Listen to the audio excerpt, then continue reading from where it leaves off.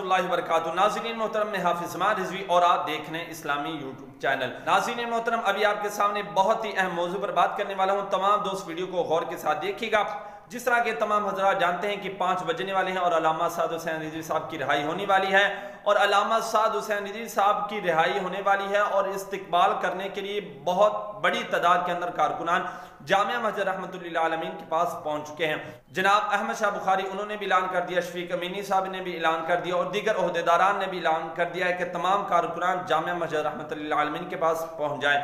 तो जी हाँ नाज़रीन मोहतरम, कारकुनान पहुंच चुके हैं और हर कारकुनान अपनी इस्तिताअत के मुताबिक फूलों की गठरियां उठाए हुए मस्जिद के पास पहुंच गए हैं। और ये जो इस्तकबाल होगा ये तारीखी और शानदार इस्तकबाल होगा, और ये इस्तकबाल कुफ्फार के दिलों को हिलाकर रखने वाला इस्तकबाल होगा।